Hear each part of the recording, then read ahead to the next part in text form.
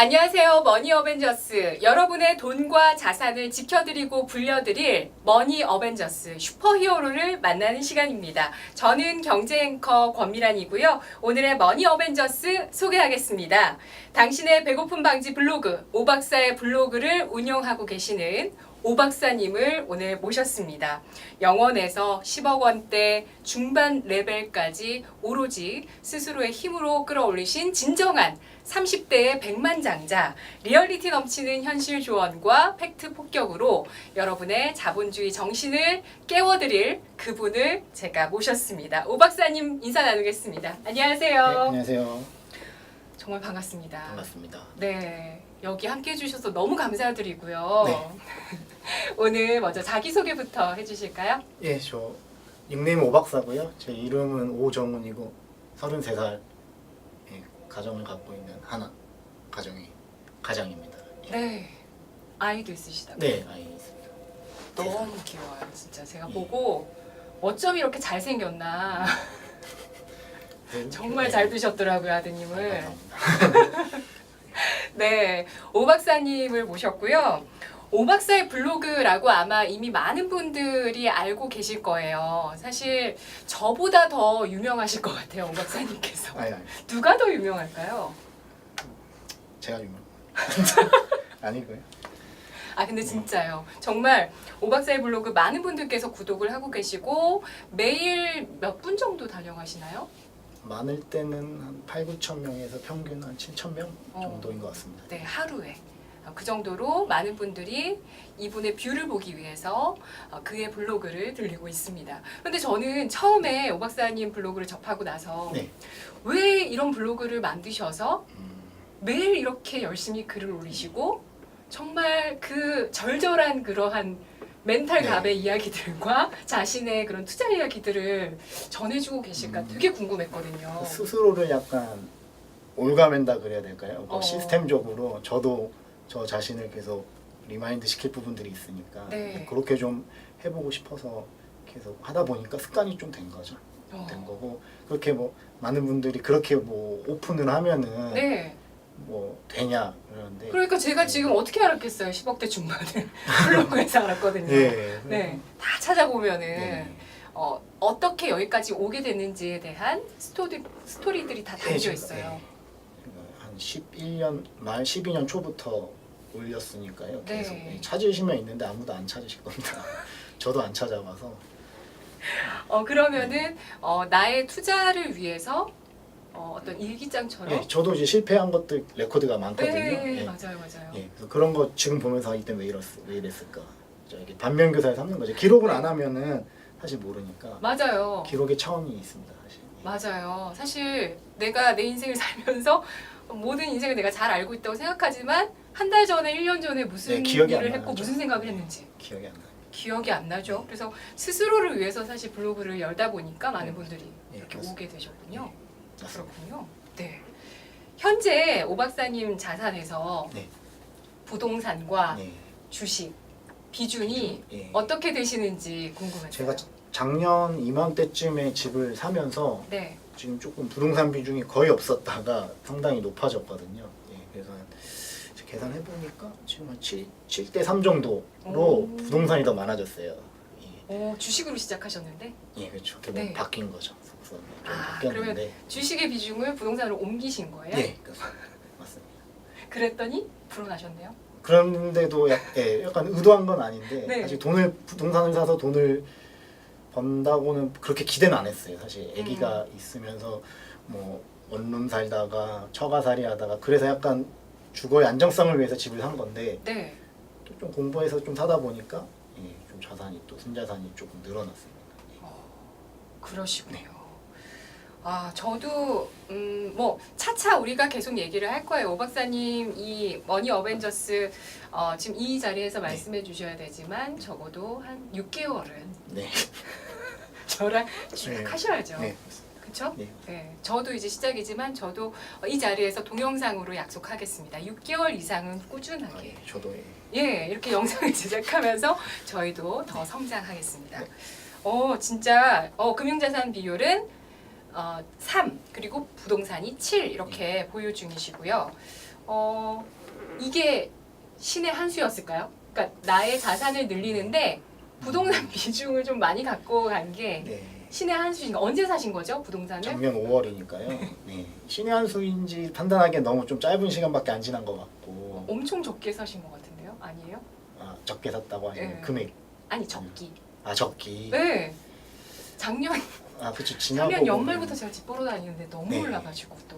그쵸. 항상 네. 그때가 제일 싸서. 그쵸. 신의 한 수라고 생각하세요, 부동산 사신 거? 아, 나쁘진 않았던 것 같습니다. 그래요? 네. 나의 투자 스타일을 한마디로 정의를 아, 해본다면 그래서 예, 제가 좀 준비 생각 많이 해봤어요. 많이 보셨죠? 어떻게 할까?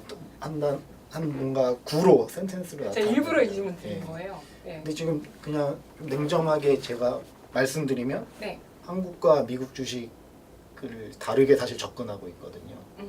예, 그래서 일단 비중부터 제가 계산해서 말씀드리면 지금 한국이 한 3, 미국 1 정도예요. 그래서 75대 25 정도로. 네. 그래서 근데 한국과 미국은 약간 접근 방식을 다르게 가져가고 있고요. 그러면 한국에서, 인 코리아에서는 어떤 나의 투자 스타일이 있고, 인 아메리카에서는 또 어떤 투자 스타일이 있나? 예. 한국은 그러니까 한 단어로 하면은 가치 투자에 기반한 네. 트레이딩으로 접근하고 있고요. 네. 실현할 때는 해야 된다라는 생각을 갖고 있어요. 사실은 제가 뭐 이게 나갈지 안 나갈지 모르지만, 나갈 거예요. 예, 사실 이 투자하는 그라운드가 되게 중요하다고 생각하는데 네. 한국은 사실은 실현할 때는 해야 된다고 생각하고 있어요. 하지만 이제 미국은 제가 어떻게 생각하고 있냐면은 약간 부동산과 비슷하게 그냥 생산 수단을 계속 모아가는 그 축적의 개념으로 좀 약간 보고 있고요. 한국은 실현할 때 하자. 그래서 약간 친구들끼리 하는 말로 하면 한국은 좀 후진국이고요.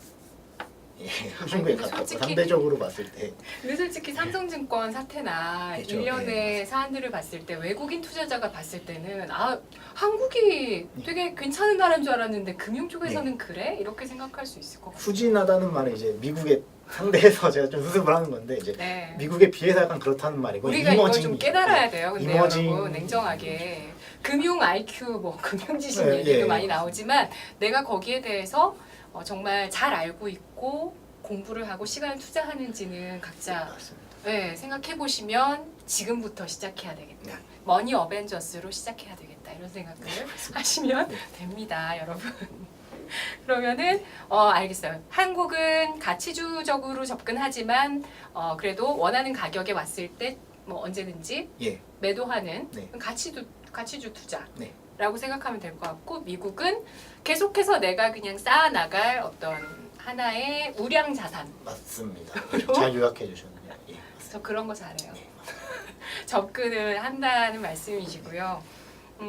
지금 오늘 드디어라고 해도 될까요? 7월 7일 미국이 중국 쪽에 818개 품목에 대해서 25% 고율의 관세를 부과한다. 예, 라고 현지 시간 6일 발표를 했어요. 이 G2의 무역 전쟁을 바라보는 소견이 어떠신지 궁금했거든요. 그래서 제가 이 질문을 먼저 좀 보고 생각을 좀 하다가 그냥 가장 솔직하게 말씀드리는 게 나을 것 같아요. 그럼요. 별로 아무 생각 없어요. 지금 그냥 싸게 살 수 있는 기회라고 생각하고요.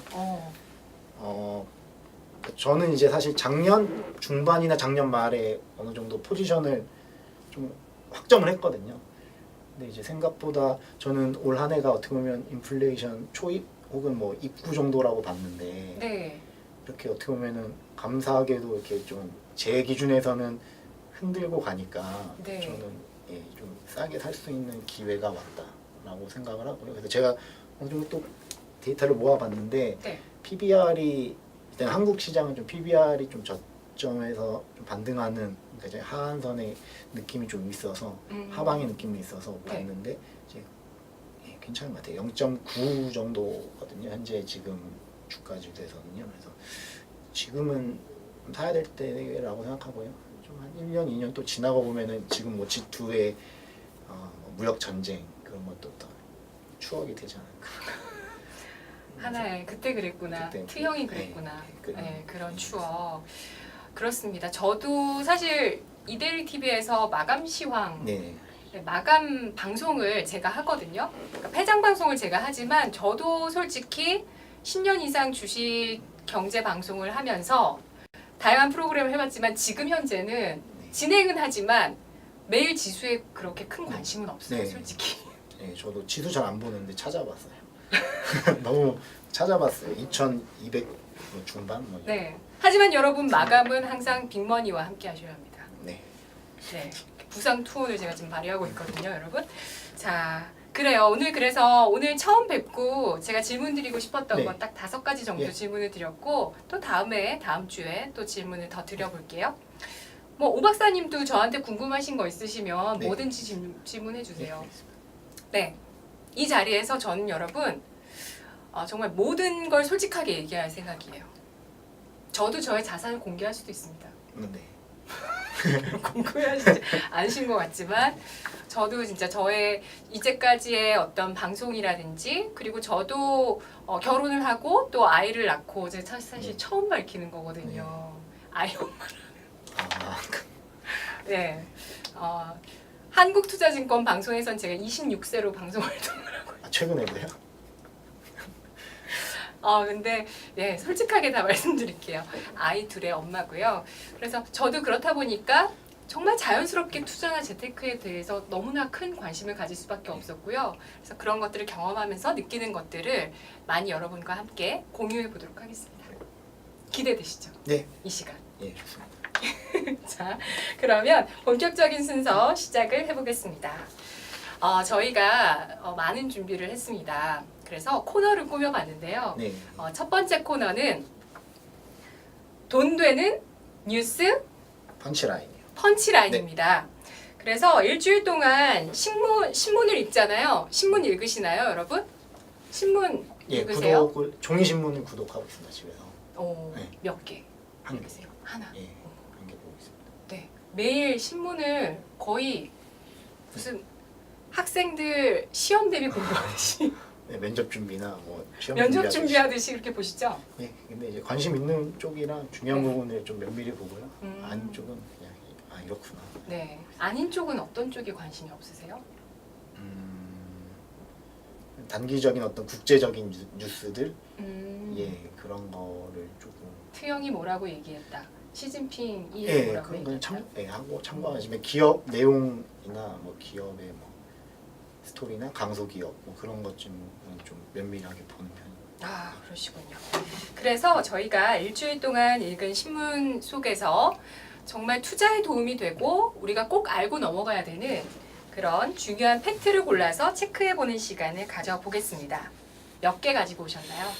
저는 일단은 한 2개, 3개 정도? 3개? 세 개? 예, 3개 정도 보시면 네. 될 것 같습니다. 저는 5개 가져왔습니다. 그러면 얘기해볼까요? 먼저 얘기해주세요. 예. 뭐 가지고 오셨어요? 일단은 돈이 된다라기보다는 그냥 좀 재밌어서 네. 제목은 그 신문사 얘기해도 되나요? 네. 예, 얘기해도 되나요?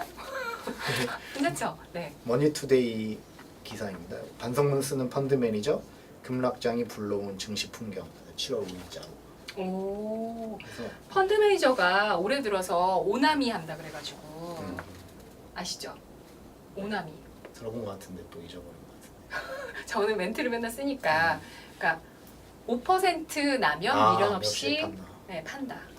그래서 단타를 요새 많이 한다고 상반기. 그것도 이제 사물놀이도 아시겠네요. 알죠. 잘 아시고. 여러분들이 잘 하시나요? 사물놀이 어떠신가요? 사물놀이도 즐겁게 하면 또 즐겁게 할 수 있죠. 진짜요? 네, 단기적으로. 네. 즐겁게 물리시는군요. 네, 즐겁게. 그래 뭐 여기서 더 내려가도 네. 또 사주지 뭐 이렇게. 파랑색이 어떤 제 뇌에 이제 손실로 별로 인식이 잘 안 되고 있어요. 어느 순간부터. 그래서 단기적인 거니까. 파란색 나오면은 땡큐. 땡큐. 네, 땡. 아닌가? 일단 땡큐까지는 아니고. 사물놀이 사면 물리는 놀이입니다, 여러분. 네. 네. 그래서 첫 번째 그러면은 뭐죠? 예. 그래서 이제 뭐 리서치 센터도 개점 휴업한다. 뭐 이렇게 있고 종목 레포트도 절반으로 좀 줄었다. 그러니까 이제 리서치 쪽도 쉽게 이제 매수 의견을 잘 못 내고 있고 네. 이제 이 기사에 의하면 초반에 이제 뭐 본부장 호출로 올라갔더니 성과 부진 사유서를 제출하라고 한다. 이게 기관 투자자들, 그러니까 펀드 매니저 특히 네. 펀드 매니저들이 좀 잘 운용을 하고 싶어도 그럴 수 없는 태생적인 이유라고 네. 할까요? 예, 그런 것 맞습니다. 같아요. 그쪽 직장인이니까. 맞아요. 예. 피터 린치 책에도 그런 내용이 예, 많이 나왔죠. 그러니까 이미 한 수십 년 전에 미국에서도 네. 예, 계속 일어나고 있던 말이죠. 내가 그렇죠. 왜 사야 되는지, 왜 사면 안 되는지를 설명하면서 많은 시간을 보내니까. 그리고 오히려 사야 할 때 환매가 막 들어오니까 현금을 그렇죠. 마련을 해서 팔아야 되고 오히려 팔아야 될 때 막 증시 고점에 막 흥분해가지고 막 자금들이 예, 들어오니까 맞습니다. 그때 또 사야 되는 경우들이 생기고 하다 보니까 그러하다라는 책이 있는데 이 책은 왜 여기에 있는지 잠시 후에 여러분들께서 아실 수가 있고요. 네. 그래서 그냥 이게 뭐 급락장이 불러온 증시 풍경인데 그냥 요런 기관 투자가들은 이 반성문까지 쓰고 있다라는 네. 게 저는 좀 흥미로웠어요. 그래서 이 자체가 이 기사가 돈이 된다라고 말할 수는 좀 없지만 저는 이거 보면서 좀 확신을 가진 게 적어도 지금 팔 때는 아닌 것 같다. 그러니까 셀 할 때는 아닌 것 같다. 라는 생각을 했어요. 아 그러면 우리가 앞으로 이런 펀드 매니저들의 반성문 기사가 나올 때는 근데 이제 저도 또 한번 생각을 해봤는데 네. 반성문 쓰다가 또 몇 개월 있으면 또 잘릴 수도 있고 그러니까 이제 더 하락할 수도 있거든요. 시장은. 네. 그래서 이제 지금이 저점이라고 예단하지 말고 네. 그냥 이제 포지션을 마음속으로 가져가는 거죠. 지금은 최소한 포지션을 잃을 때는 아니고 사야 되는데 좀 천천히 사는 것도 한 방법인 것 같습니다. 그렇군요. 네. 그래서 첫 번째 네. 기사는 반성문 쓰는 펀드 매니저 알아봤고요. 그럼 저 키워드 말씀드릴게요. 저는 512억 3천만 달러. 512억 달러라고 생각하시면 될 것 같아요. 이게 6월의 수출 네. 규모였습니다. 수출 데이터를 어떻게 보세요? 중요하게 보세요? 참고만 하고요. 참고 저는 중요하게 보는 게 저는 이제 방송을 하다 보니까 그러니까 코스피나 코스닥 특히 코스피 지수 같은 경우는 수출 지표와 가장 밀접한 관련이 있다고 시황 애널리스트 분께서 강연하실 때 퀀트 애널한테 이제 물어봤더니 조사했더니 그렇더라 해가지고 수출 지표 옛날에 박스 피었을 때도 수출 지표가 박스권이었어요. 네. 그러고 수출 지표 좋아지면서 상승 추세 그리면서 지수도 올라간 건데 지금 4개월 연속 500억 달러 돌파했고요. 그리고 반도체가 6월에 사상 최대 실적 수출 규모 기록했고요. 올해 상반기 수출이 역대 2위 실적이었대요. 2,975억 달러. 그리고 여기서 한 가지 포인트가 작년 9월에 수출 규모가 551억 2천만 달러였는데 이게 역대 최고였어요. 그래서 올해 9월에 지난해가 역대 최고였으니까 좀 부담이 크죠. 그러겠네요. 네, YOY로 보면 그렇죠. 그래서 저는 오늘 첫 번째는 수출 데이터 가져왔어요. 네, 오 박사님. 저는 다른 건데 네. 삼성전자 2천억 베팅한 슈퍼개미는 지금 후회할까? 진짜 궁금했어요. 후회할까? 이 기사였어요. 그래서 왜냐면 그 액면 분할하기 전에 네, 베팅하셨잖아요. 하루 전인가 아마 그때 산 것 같은데. 그때 비트코인으로 대박난 사람이다 이런 루머도 있었어요. 네. 정확하게는 누군지 모르겠지만 제가 그분이 제가 들은 거는 네. 모 건설사의 아들이라고. 그 얘기도 있었고.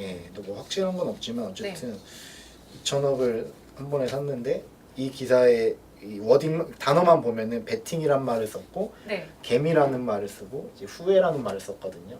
그래서 저는 이 기사가 조금 어떻게 보면은 클릭수를 유도하기 위해서 조금 재밌게 쓰긴 했지만 기사 제목을 네.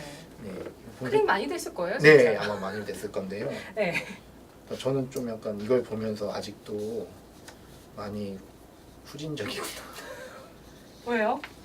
그래서 2천억을 주고 산 사람은 사실은 지분을 어떻게 보면 삼성전자의 저 비즈니스를 산다는 마음으로 최소한 샀을 가능성이 제가 봤을 때는 굉장히 크고 그게 아니라 액면 분할되면 호재니까 뭐 오르겠지라는 생각으로 단기적으로 아마 이거를 사지는 않았을 거거든요. 제가 봤을 때는. 근데 이제 2천억이라는 게 진짜 얼마예요 이게? 2천억이면 2천억이면은 백만장자시지만 거의 이분은 억만장자일 가능성이 있거든요. 이분 2천억에 앵간하면 뭐 중소형주를 그냥 하나를 그냥 그렇죠, 살 그렇죠. 수도 있겠죠. 맞아. 시가총액이 2천억이면 그래도 우리가 알만한 종목이거든요. 맞습니다. 그렇죠.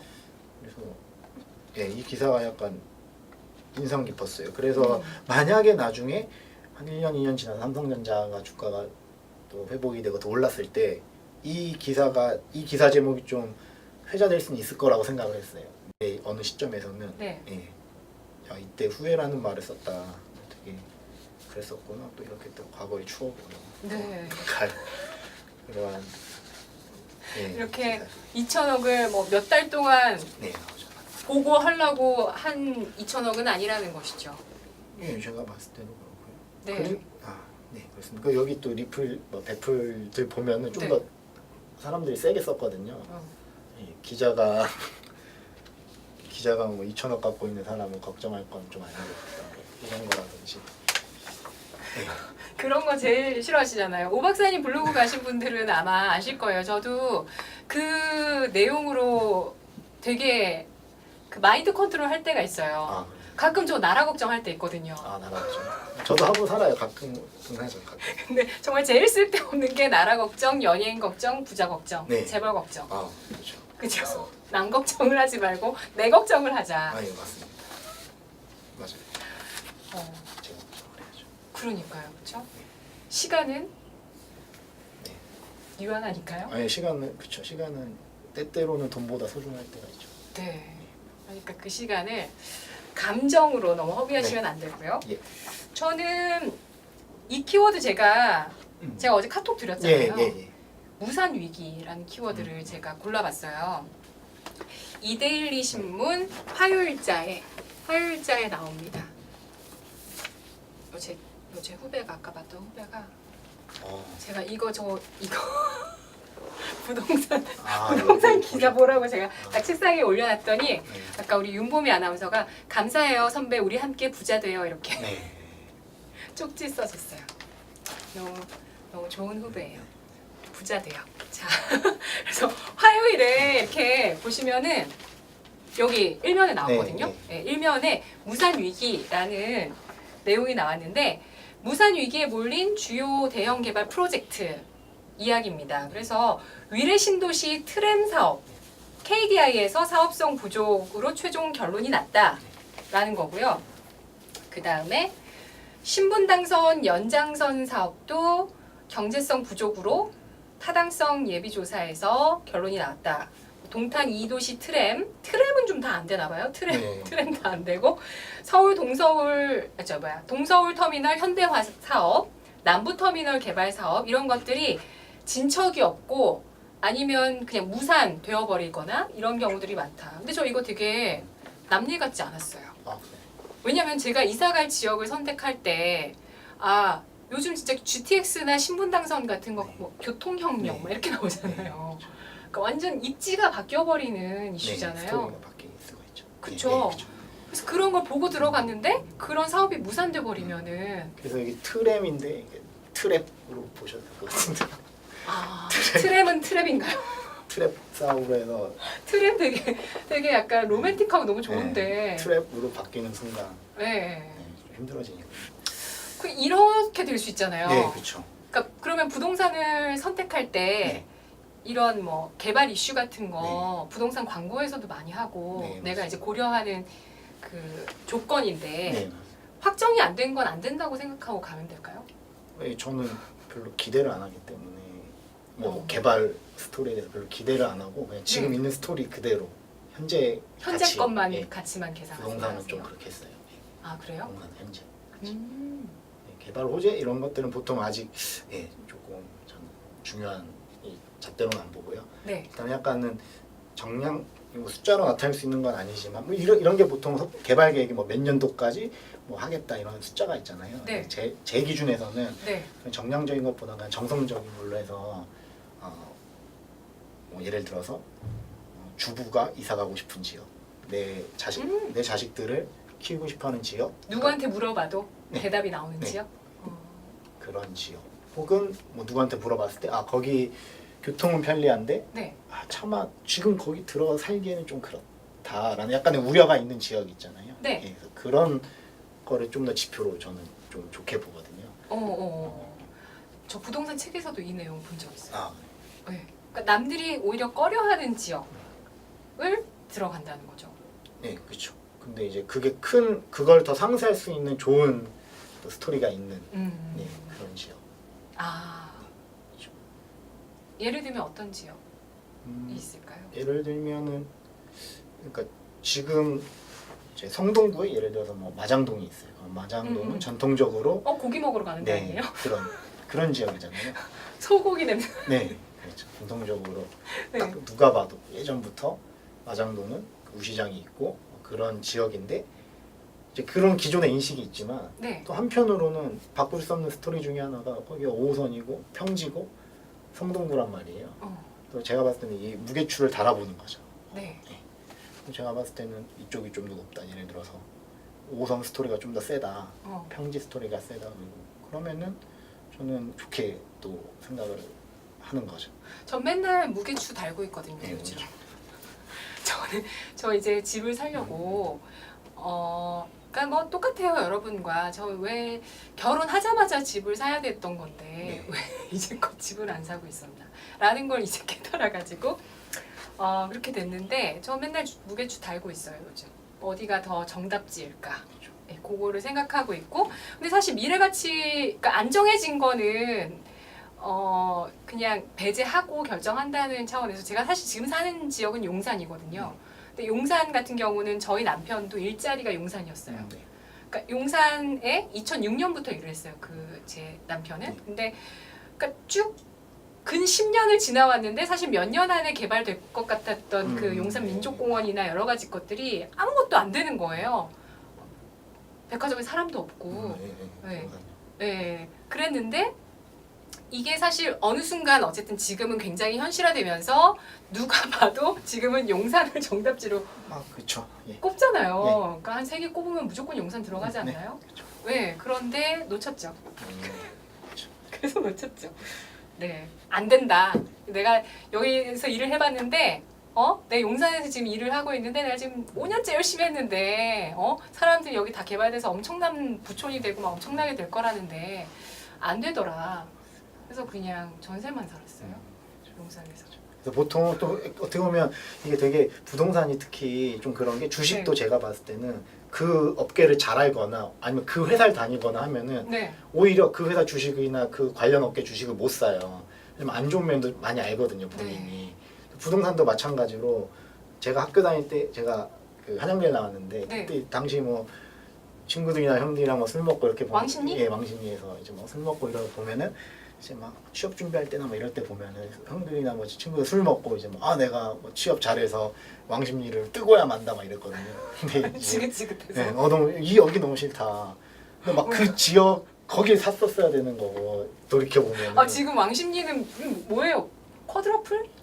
예. 몇 호선이 다 겹쳐 있죠 거기? 그쵸, 거의 지금 엄청 공덕역이랑 비슷하게. 네 맞아요. 그쵸. 그쪽 동쪽에서 네. 상당히 그런 허브가 됐죠. 허브가 됐죠. 네. 그렇죠. 그래서 한양대 정문 앞쪽에 이제 술 먹어도 막 선배들이 저기론 가지 마라 이랬던 지역들이 있어요. 거기가 완전 좋아요? 저기는 가면 못 나온다 막 그런 지역 있었는데 네. 거기가 이제 지금 서울숲 그 리버브자 서리자 뭐 이런 거 들어오고 그러면 이제 또 뭐 강북에서 3대 장인이 4대 장인이 이게 서리자거든요. 그 지역도 이제 스토리가 이제 변하는 거죠.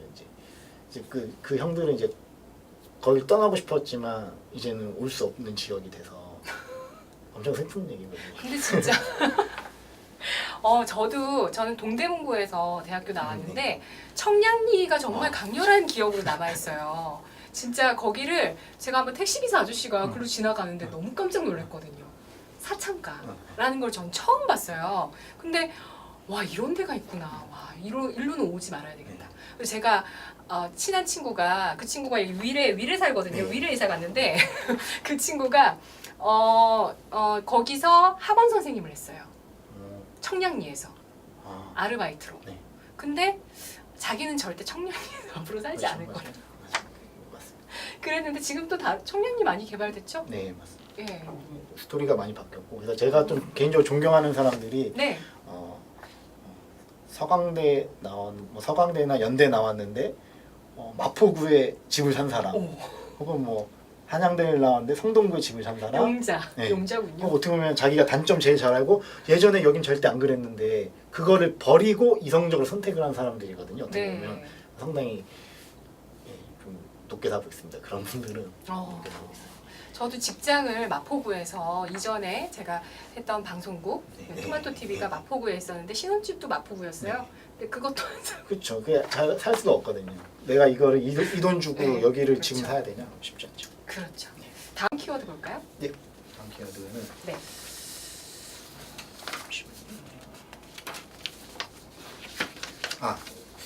이게 부동산 얘기인데 이것도 네. 주식이랑 좀 연관적인 생각이 또 돼가지고 아 그래요? 뽑아봤습니다. 예. 네. 비싸더라도 똘똘한 한 채로 강남 4구 집값이 줄줄이 신고가 이렇게 나왔거든요. 아 사람들이 이렇게 생각한다는 거예요? 똘똘한 한 채를 하자 해서? 예, 뭐 예전부터 작년부터 계속 이 워딩은 되게 많이 회자가 됐잖아요. 제 친구도 얘기했어요. 한 채. 예. 그 아까 위례 갔던 친구가 갭 투자를 해가지고 네. 부동산 10개 갖고 있는 친구거든요. 대단하십니다. 진짜 죽는 줄 알았대요. 그 대출 계획을 짜는데. 근데 역시 결론은 똘똘한 한 채더라. 똘똘한 한 채죠. 결론을 내렸어요. 그래서 지금 네. 예, 그러니까 강남 4구가 집값이 그러니까 거래량은 되게 줄었어요. 네. 보시다시피 되게 줄었는데 이제 집값이 다시 좀 반등해서 강남 4구가 좀 많이 올랐다 이런 말이거든요. 그래서 제가 봤을 때는 저도 딱 작년 말쯤에 제가 아까 말씀드렸다시피 포지션을 확립을 했다고 생각한 게 네. 이제 17년 말 기준에서 앞으로 남은 3년 2020년 말까지는 부동산이 자산을 사야 되는 거고 1번 자산을 좋은 자산을 사야 되는 거고 이제 부동산이나 주식이 여러 개 막 사는 것보다는 네. 정말 부동산은 똘똘한 한 채 그리고 주식도 마찬가지로 정말 나보다 돈 더 잘 벌고 괜찮은 주식에 집중 투자를 하자 그렇게 생각을 했기 때문에 네. 이거 보면서 지금 부동산은 똘똘한 한 채 스토리가 맞아가고 있는데 네. 주식은 사실은 이 시장 자체가 어떻게 보면은 좀 하락을 하면서 그런 스토리가 좀 약간은 사람들이 긴가민가 하는 것 같아요 보니까. 근데 저는 이럴 때일수록 주식도 정말 똘똘한 기업으로 그죠 돈을 더 잘 버는 기업으로 지금 집중적으로 사야 될 때는 아닌가. 예, 그러니까 이거 보면서 그냥 그 생각 같이 연관이 됐어요. 네. 근데 인플레이션 시대잖아요. 그러니까 뭐 물가가 사실 그래도 돈 풀린 거에 비해서는 많이 오르진 않았지만 네. 그래도 오르긴 올랐죠. 올해 들어서 음식료 쪽에 가격 네. 인상 많았으니까.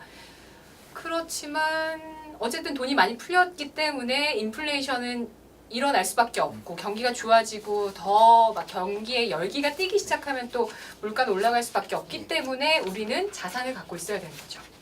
네, 그렇죠. 그러니까 이제 현금 가치보다 자산의 가치가 또 상승하니까요.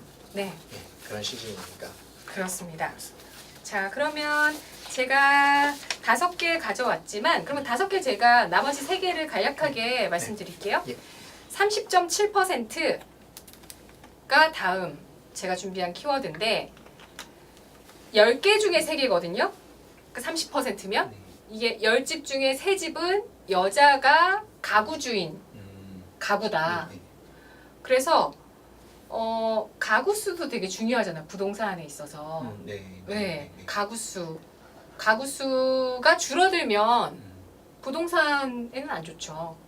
네, 그렇죠. 가구가 사실은 인구가 사는 게 아니라 어떻게 보면 가구가 사는 그쵸. 거거든요. 한 집에 한 명 사는 사람이 그쵸. 많으면 그것도 그쵸, 가구. 집이 많이 필요하잖아요. 그래서 근데 여자가 가구주인 게 30%인데 미혼 여성 가구주는 10년 전보다 47% 증가했고 60대 이상은 같은 기간 10년 전보다 4배 늘었다. 네.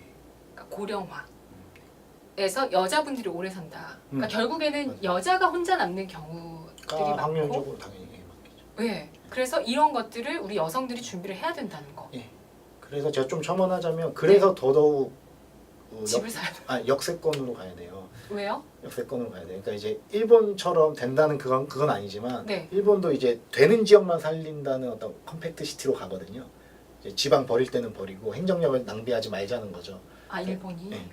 그러니까 일본 그러니까 이제 되는 지역만 살리는 거예요. 어떻게 보면은 행정력을 집중적으로 해가지고. 근데 그럴수록 어떻게 보면은 되는 지역만 간다고 보면은 제 네. 생각은 그럴 때일수록 이제 고령화 여성 이렇게 보면은 결국에는 역에서 내려서 혹은 뭐 마을버스 타고 뭐 2번 갈아타서 들어가는 지역보다는 그럴 때일수록 더더욱 역세권에서 바로 갈 수 있는 지역 고령화에 대비하기 위해서. 예, 그렇죠. 제가 나이가 들었다고 감안해도 빨리 뭔가 이동을 하고 싶은데 맞아요. 버스 타고 뭐 이런 뭐 좀 힘들잖아요, 지하철. 일본에서 편의점이 많이 발달한 이유도 고령화였다고 그런 얘기들도 많았고 가까우니까 마트는 너무 멀잖아요. 그러니까 가까운 데 가는 거고 그리고 저도 지금 눈에 약간 눈병이 생겨가지고 그렇지만 병원이 가까운 게 진짜 최고더라고요. 제가 영등포에 있는 병원 갔다가 좀 오진을 받아가지고 지금 회사 근처 가까운 병원에 얼른 가서 얼른 찍고 왔거든요. 그러니까 거기가 없었으면은 저도 애기 엄마니까 시간이 별로 없는데 가까운 데 병원이 있는 게 진짜 최고고요. 네. 다음 키워드는 오픈 이노베이션 이거든요. 그래서 그러니까 오픈, 열린 개혁을 한다라는 건데 우리나라 업계 1, 2위인 유한양행이랑 녹십자가 글로벌 신약 개발을 같이 한다. 이게 나왔거든요. 네. 그래서 R&D에 돈이 많이 드는데 이거를 혼자 했다가 실패하는 경우들도 많잖아요. 네. 그런데 같이 하면은 이런 리스크를 줄일 수 있다는 부분이고요. 저는 이걸 보면서 최근에 제가 봤었던 현대차와 폭스바겐의 수소차를 위한 동침 이게 이제 네, 6월에 네, 나왔거든요. 20일, 6월 20일에 기사가 나왔는데 이게 좀 생각났어요. 요즘은 다 이렇게 좀 혼자만 이렇게 하려고 하고 혼자만 개발하고 이게 아니라 같이 하는 시대인 것 같아요. 4차 산업혁명 시대는. 바이오주는 관심 없으세요? 바이오는 네. 예, 전 제약 바이오는 잘 모르고요, 사실은. 잘 몰라서 제가 분석을 진짜 할 수가 모르겠어요. 없어서. 예. 저도 봐도 모르겠어요. 제가 잘 몰라서 잘 안 네. 해요. 근데 꼭 필요하겠다 정도죠. 이제 뭐 암이나 뭐 여러 가지 뭐 치매나 그런 것들. 근데 언젠가는 또 오 박사님이 바이오에 또 눈길을 돌리시죠. 지금 그래서 제가 갖고 있는 유일한 그 제약 회사는 미국에서 이제 화이자를 갖고 있거든요. 근데 많은 걸 갖고 있진 않지만 네. 화이자가 그냥 이제 조금 그래도 되게 선도 기업이니까요. 글로벌 선도 기업이 빨리 움직이더라고요. 그래서 예를 들면은 뭐 동물을 위한 그러니까 뭐 애완견 뭐 고양이 이런 애들을 위한 그 약을 또 만드는 걸 13년도에 이미 또 부문을 새로 만들었어요. 근데 이제 이게 어떻게 보면 좀 시차가 좀 빠른 거거든요. 그래서 이게 먼저 좀 움직이는 선도 기업이고 뭐 브랜드를 어떻게 보면 또 갖고 있잖아요. 네. 뭐 비아그라라든가 갖고 있는 어떤 그런 그래서 제가 제약은 아예 뭐 몰라서 안 갖고 있어 이건 아니지만 네. 그래도 좀 확실한 쪽으로 좀 갖고는 있어야 된다고 생각을 하고 있습니다. 그래요? 그렇습니다. 첨언을 하자면 고령화 시대에 또 의약품 가운데 하나가. 네. 자, 다음은 58.3%인데요. 방한 중국인 2030 세대 비중입니다. 이게 금요일인가 나왔는데 이게 아마 월간 자료일 거예요. 거기서 한 달에 외국인 관광객 중국인 관광객 중에 2030 세대 비중이 늘었다. 즉 개별 관광객이 지금 많이 들어오고 있다. 싼커라고 하죠, 일명. 근데 그들이 주로 유행에 민감하고 구매력이 높은 1980, 90년대 2030 세대들이고 그래서 뭐 예전에는 단체 관광 오면 강북 쪽을 많이 둘러봤지만 이제 이들 같은 경우는 유행에 앞서 있는 강남 쪽을 선호해서 와서 구경하고 쇼핑하고 간다. 그런 내용이었어요. 이런 중국 소비 모멘텀이나 이런 데에는 관심 없으세요? 관심이 있죠. 관심 있죠. 그 말씀하신 네.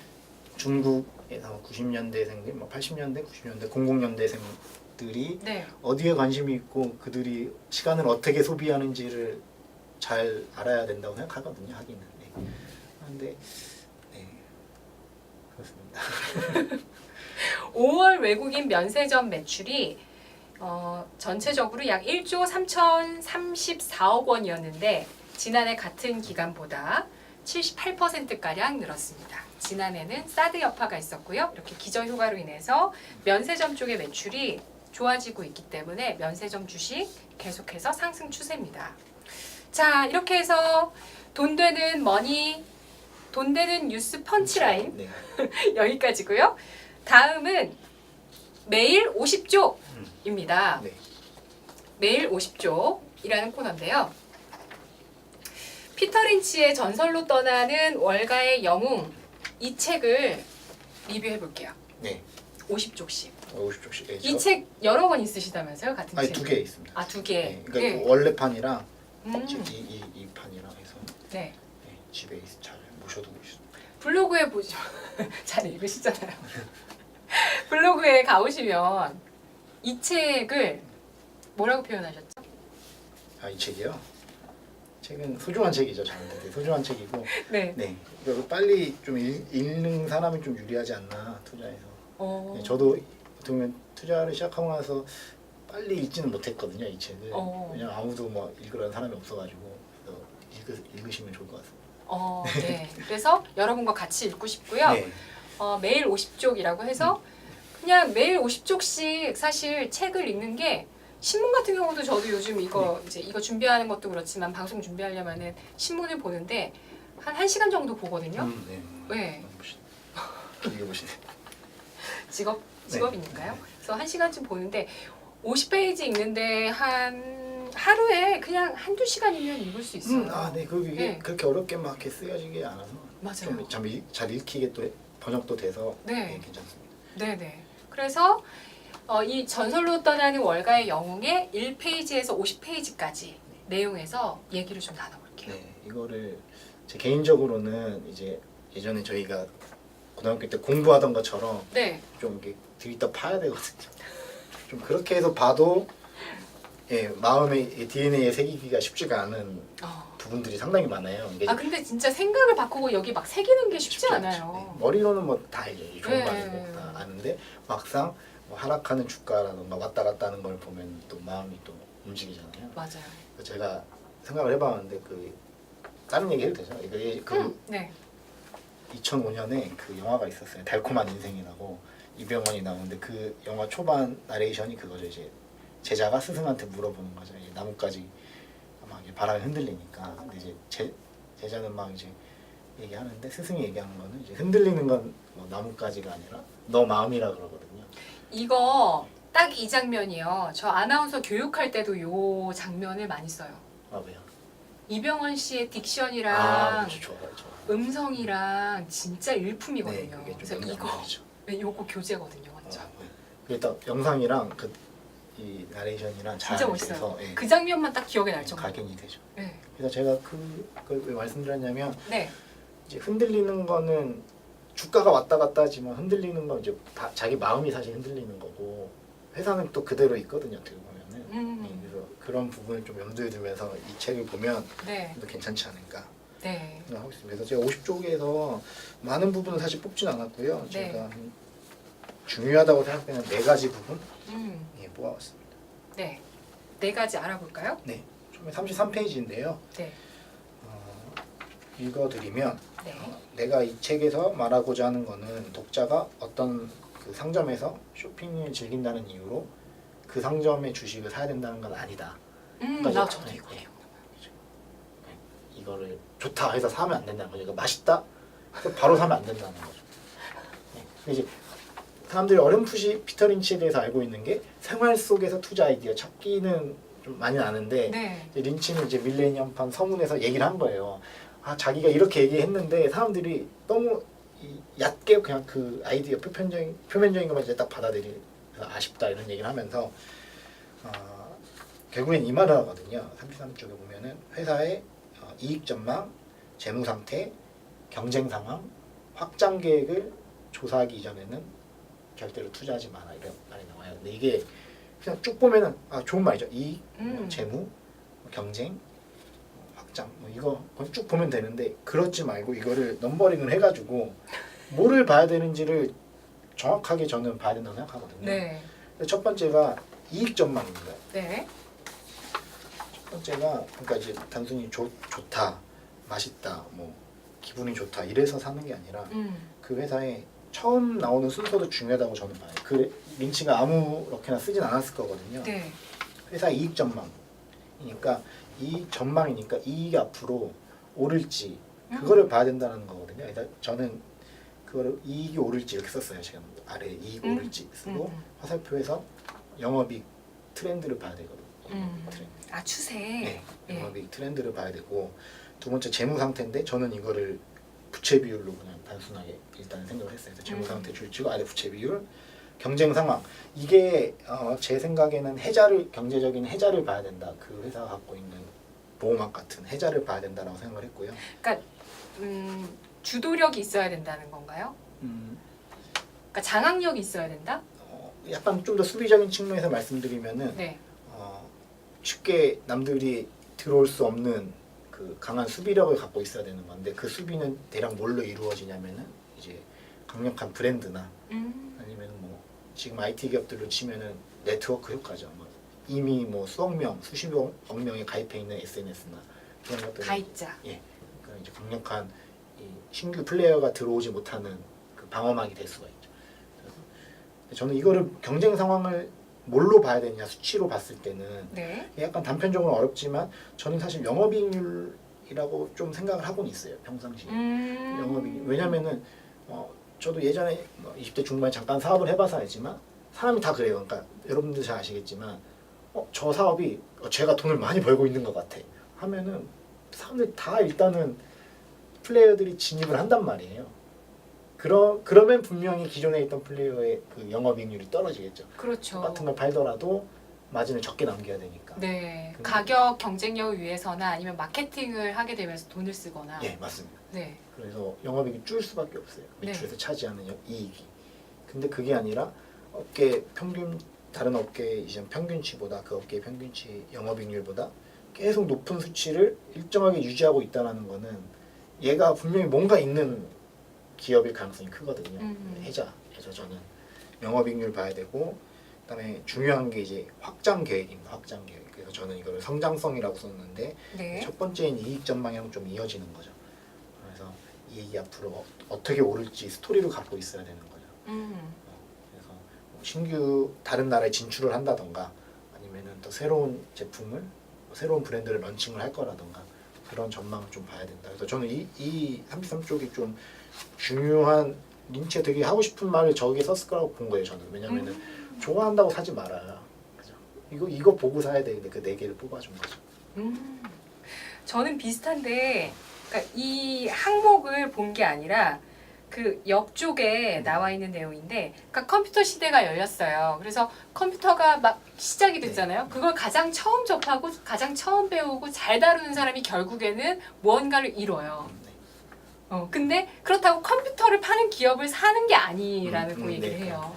네. 그러면서 마이크로소프트를 예를 들면서 이들은 컴퓨터를 움직이게 하는 연료와 같은 그러한 소프트웨어 쪽을 했기 때문에 가장 10루타 이상을 낼 가능성이 높은 기업으로서 투자할 수 있었다. 그래서 저는 맞습니다. 저는 이게 밀레니엄판 성분이니까 막 00년 이때쯤에 썼을 거 아니에요. 린치가 네. 은퇴한 지 좀 지난 시점이고요. 저는 항상 상상을 해보는 게 린치가 지금 살아 있으면은 어떤 주식들을 샀을까 이런 것도 좀 상상해보면 재밌거든요. 네.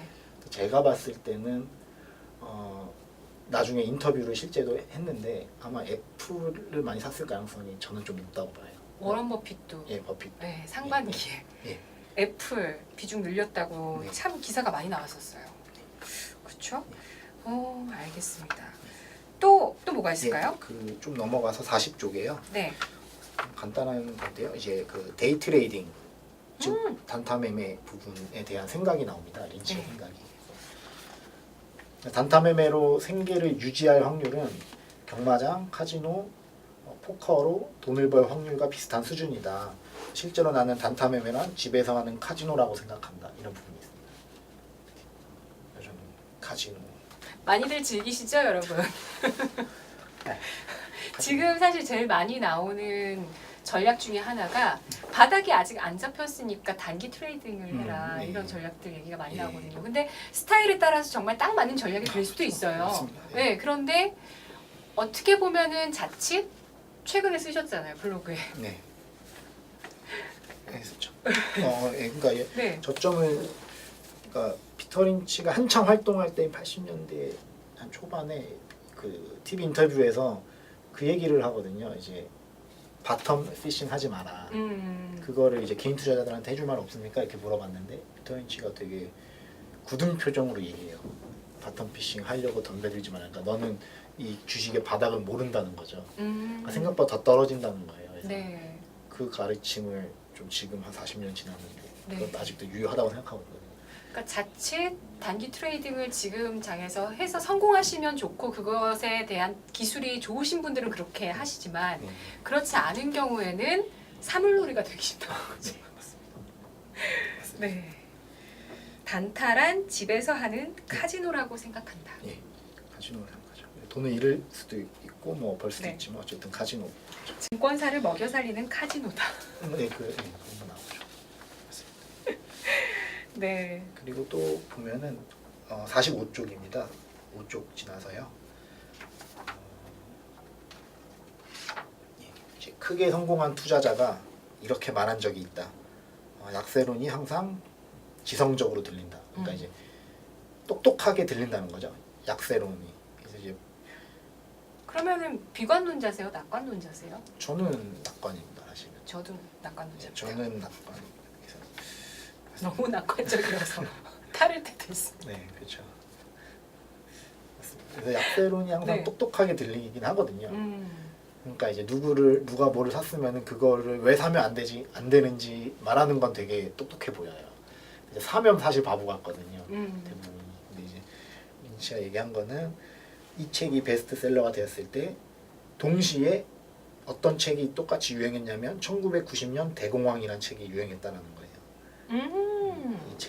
이 책이 동시에 잘 팔리고 있는데 미국에서 네. 동시에 서점의 한편에서는 1990년 대공황이라는 책이 유행하면서 미국 경제는 앞으로 힘들어질 거고 어떻게 될 거고 그 어두운 미래를 얘기했다라는 거죠. 네. 그래서 이제 강세장이 끝날 거라 안 좋은 미래가 펼쳐질 거라는 거는 여기 나오는 82년도부터 수도 없이 되풀이되었다. 그러니까 지금 계속 어떻게 보면 우려는 계속 지속된다라는 거죠.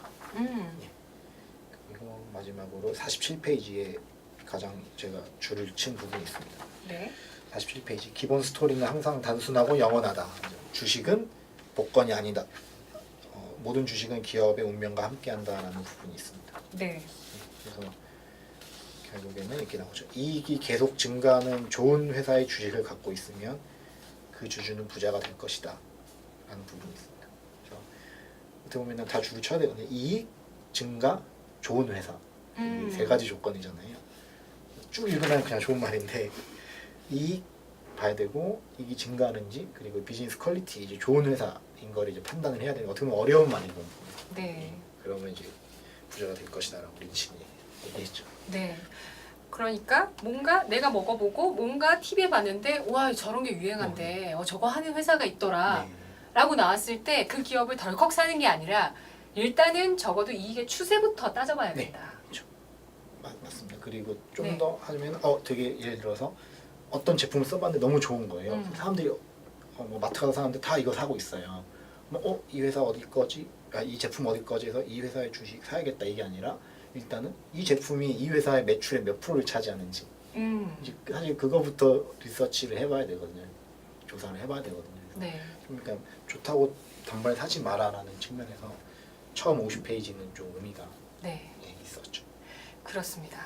그래서 사실 뭐 그래서 내가 진짜 너무 마음에 드는 제품, 맛있는 음식을 만났는데 그 기업을 우연히 샀는데 정말 잘 될 수도 있어요. 네, 그럴 수도 있지만 우리가 보다 확률이 높은 투자를 하기 위해서는 이러한 원칙들을 하나하나 내 마음에 새기면서 만들어 나가야 된다라는 건데요. 저 같은 경우는 이제 여러분들이 이 책 하면은 아시는 분도 계시고 피터 린치 하면은 저분 알아요 이렇게 하시는 분도 계시지만 처음 보시는 분들도 계실 것 같아서 저는 그냥 간단하게 소개를 드려볼게요. 이 책은 한국에 1995년에 처음 소개됐다고 합니다. 그리고 피터 린치는 피델리티의 마젤란 펀드를 운용했던 펀드 매니저였어요. 그리고 그의 수익률이 뭔지는 제가 자막으로 자막으로 공개해드리고 그래서 굉장히 유명한 펀드 매니저였고요. 특히 중소형 성장주, 발로 뛰는 투자 하지만 그러니까 발로 뛰는 게 엉뚱하게 발로 뛰지 말라는 거 여기 이제 써놨고 발로 뛰는 투자, 생활 속에 있는 투자 아이디어, 중소형 성장주들 특히 10배거라고 하죠. 그러니까 10루타, 10배, 15루타, 15배 가는 그런 종목을 발굴하는 게 그의 특기였다고 합니다. 그래서 세상을 바꾸는 혁신에 주목을 했었고요.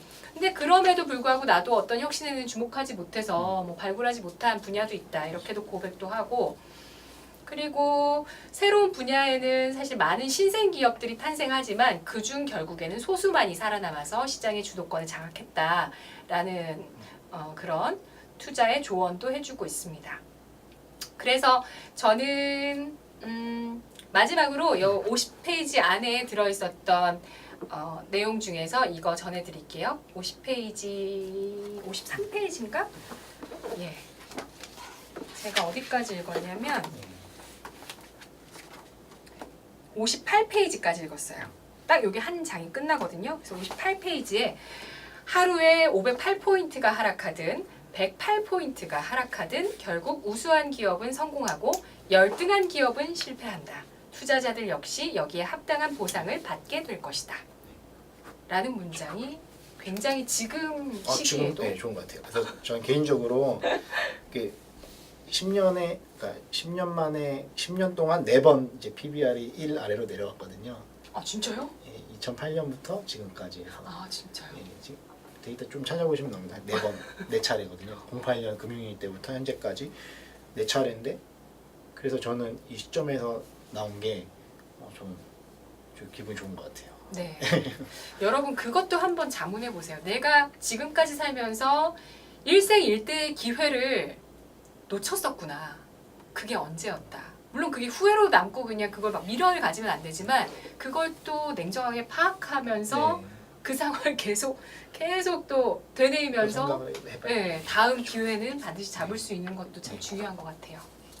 네, 그래서 이렇게 두 번째 코너까지 했고요. 좀 빠르게 진행해 볼까요? 네. 세 번째 코너입니다.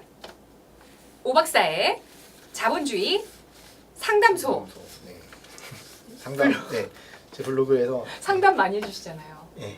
뭐 메일이 메일로 오죠? 올 때도 있고요. 아니면 네. 그냥 이제 글을 남겨주시면은 제가 답변을 달아드릴 때도 있고요. 네, 대부분 근데 제 마음이라서 답변 안 할 때도 있고 할 때도 있고 이렇게 하는데 네. 예, 이거는 제가 시간 되면 강의를 할 때 하는데 이제 강의할 때 오신 분이에요. 그래서 네. 제가 그때 한번 말씀드린 게 이제 LG 생활건강에 이제 10년 동안의 이 주가 차트를 보여주면서 이제 10배가 올랐거든요.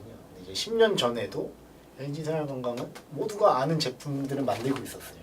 우리가 그럼요. 당연하게 20년 집에 전에 다 있어요. 그러니까 이미 알고 있었거든요. 10년 전에 네. 모두가. 근데 이게 10년 동안 10배가 됐어요. 그죠? 그걸 보면서 제가 최근에 갖고 있는 고민을 먼저 말씀드린 게 이제 아이한테 증여를 해줘서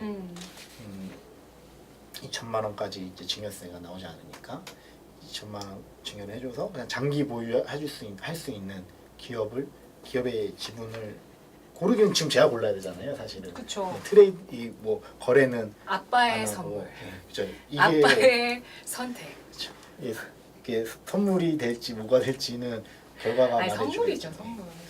엄청 좋은 선물 해주시겠죠. 좋은 그걸 골라야 되는데 아직 저도 네. 확신을 갖지 못했어요. 어떤 이렇게 구성을 할지. 근데 이분이 얘기하신 것처럼 아이디어를 좀 들려주시면 감사하겠습니다. 그렇죠? 증여용으로 기업 종목을 선정할 때는 어떤 걸 유의해야 될까요? 이렇게 물어보셨어요. 그래서 제가 동시에 같이 고민하고 있는 거기 때문에 네. 좀 말씀드릴 수 있을 것 같아서 현재의 생각을. 저도 고민이에요. 제가 주변에 사실 실행력이 뛰어난 걸로 유명해요. 네. 뭐 있으면 해야 돼요. 해야 되는데 그래서 저도 이제 경제 앵커고 하다 보니까 많은 또 책들을 보면서 이제 꿈을 꾸잖아요. 그러니까 저의 목표도 있고 꿈을 꾸는 것 중에 하나가 정말 어떤 주식을 우리 아이들에게 지금 예를 들어 뭐 100만 원, 200만 원도 나중에. 그만큼 이렇게 뭔가 딱 종목을 네. 사가지고 넣어두는 거죠. 그거를 우리 아이들이 20살이 됐을 때 딱 네. 꺼내봤을 때 네. 그 돈이 그 친구의 뭐 학비가 될 수도 있고 뭐 사업을 하는 뭐 목돈이 될 네, 수도 맞습니다. 있고 그런 거 만들어주고 싶거든요. 네, 그렇죠. 네. 그리고 이제 신경 쓰기 싫은 거죠. 이렇게 하고 저는 약간 그런 게 있는데 이게 계속 신경을 써야 되잖아요. 뭐 대학은 가는지부터 해서 대학은 졸업할지 취업은 할지 결혼을 할지 집을 살지 이런 어떤 걱정의 스펙트럼이 있는데 네. 이렇게 미리 좀 10년, 20년 전에 선택을 잘 해놓으면 그런 우려들을 다 제거할 수가 있잖아요. 마음이 편해지는 거군요. 더 걱정할 수도 있지만 잘 선택을 했을 때를 말씀드리면 그렇죠. 할 수 있으니까. 그래서 어쨌든 이런 질문을 해주셨어요. 그래서 저도 네. 똑같이 고민하는 입장에서 말씀드리면 네. 일단은 자주 샀다 팔았다 할 수가 없어요. 그죠?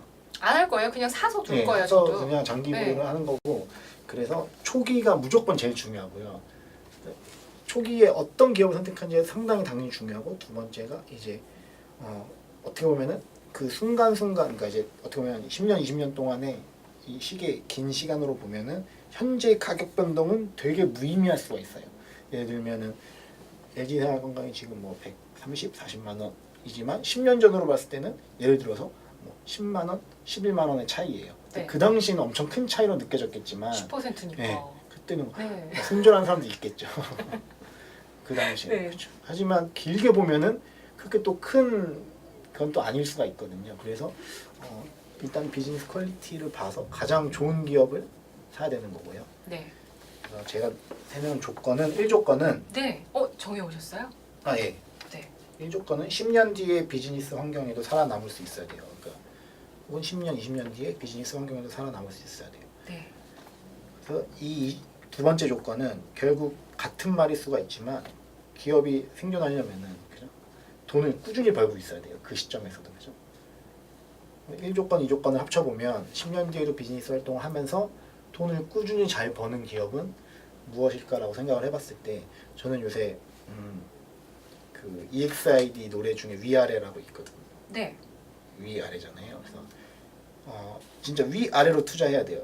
위아래로. 그러니까 예를 들면은 정말 테크 기업 중에서 뭐 IT나 테크 기업 중에서 정말 상위 포식자로 치면은 정말 위에 있는 기업들이나 아니면 정말 아래로 내려가서 더 이상 어떠한 기술이나 뭐 이런 게 디벨롭 될 수 없는 그런 제품들이 있잖아요. 예를 들어서 칫솔, 면도기, 뭐 애기 기저귀, 여자 생리대 뭐 이런 것들은 50년이 지나도 그렇게 엄청난 새로운 테크닉이 들어오기가 힘들거든요. 그러니까 엄청난 혁신이 있는 하이테크와 더 이상의 혁신이 크게 있을 수 없는 네. 무언가. 예, 이렇게. 네.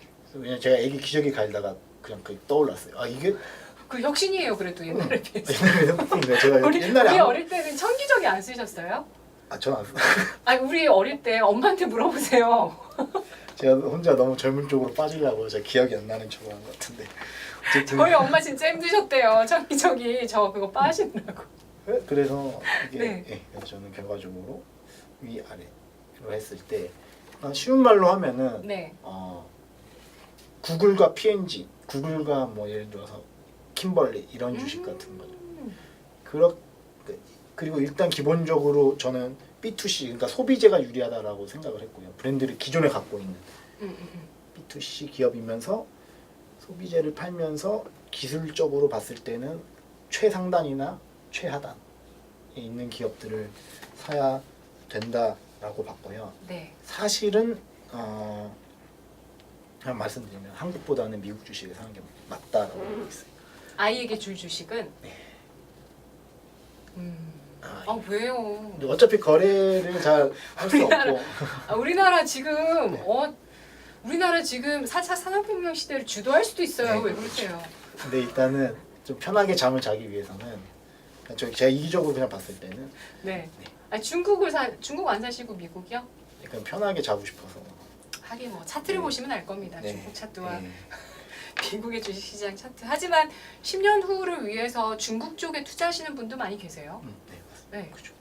제가 아기가 3살인데 TV로 뭐 이렇게 그 아기 상어 이렇게 틀어달라고 막 얘기를 해요. 뭐 콩순이나 뭐 이런 거 뭐 그런 게 있거든요. 애니메이션이 아시겠지만 또 틀어달라고 하는데 핸드폰으로 보여주면 또 이게 눈이 나빠져서 그냥 테레비로 한 번에 딱 보여줄 때가 있는데 네. 그때 이제 선택을 해야 돼요. 이제 검색 누르면 뭐 콩순이, 뭐 아기 상어 치면은 선택을 하게 돼 있어요. 뭐 크롬, 유튜브 설정하게 돼 있는데 얘가 어느 순간에 유튜브 이러는 거예요. 유튜브를 저걸 눌러야지 나온다. 애들이 좋은 걸 바로 알아요. 정말 바로 저걸 누르면 이 영상이 나오니까 저걸 계속 누르란 이게 리모컨을 누르라는 거예요. 그러면서 제가 와이프랑 얘기한 유튜브 이걸 들었나 봐요. 유튜 이러더라고. 다른 말도 못 하는데. 그래서 엄마 아빠는 하나요? 네. 엄마 아빠는 해요? 네, 엄마 아빠 정도는 하는데 엄마 아빠 유튜브. 네, 유튜브 이 정도밖에 얘기 못. 다른 단어 말 못 하거든요. 그래서 차라리 구글을 사주고 만약에 가격이 나중에 10년 뒤에 엄청 많이 올랐으면 너가 그때 얘기해서 샀다 라던가 너무 멋있다. 그러면 이게 멋있는 거고요. 이제 떨어졌을 때는 구글이 만약에 뭐 모르겠지만 되게 망했어요. 그러면 이제 너가 얘기해서 사는데 이렇게 됐다. 또 이렇게 좀 떠넘길 수가 있고. 역시 비상하신데요? 맞아. 저도 그렇게. 좋은 방법 얻었습니다 지금. 그렇군요. 그렇게 선택한다. 진짜 역시 저는 이 고민을 어떻게 해결해 주실지 궁금했는데 역시 또 확실한 스스로의 그 철학이 담겨 있는 확실한 답을 주셨어요. 네. 너무 감사합니다. 저는 저 같은 경우는 사실 그러니까 저도 고민을 하니까 그러니까 저는 이렇게 고민하진 않았고 그냥 저는 단순하게 생각했어요. 네.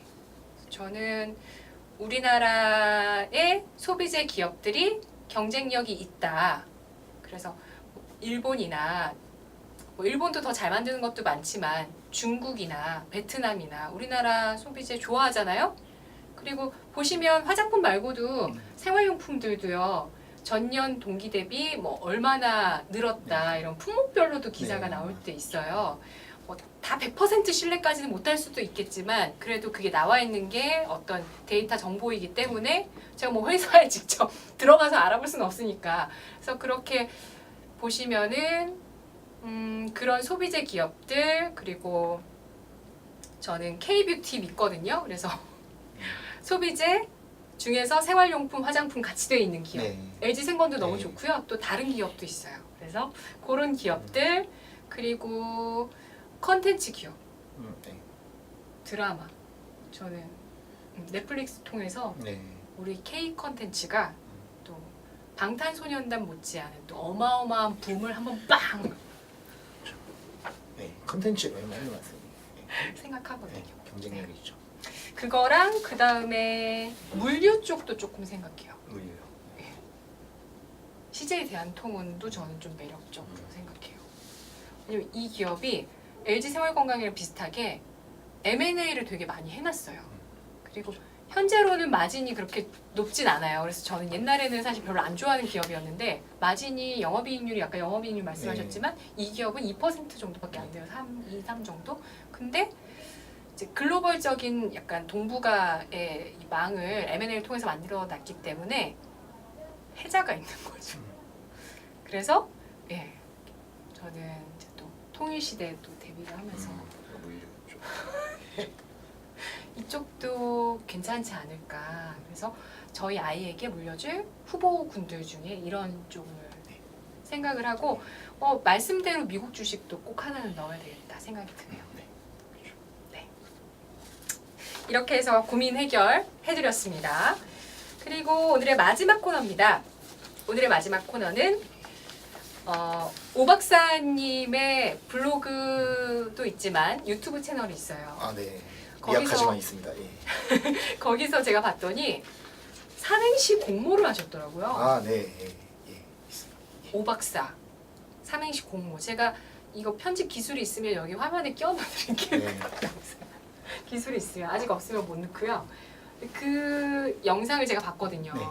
근데 보니까 금메달이 너무 진짜 감동적이더라고요. 네. 그분이 잘 써주셔가지고. 네. 그래서 그게 코너 제목이에요, 저희. 해도 괜찮겠죠? 네. 그분이 뭐라고 하실까요? 아니요. 괜찮겠죠? 제가 상금 드려서 별로 할 말이 없어요. 제가 써도 될 것 같아요. 네, 사비로 상금도 주셨거든요. 그러니까 쓰겠습니다.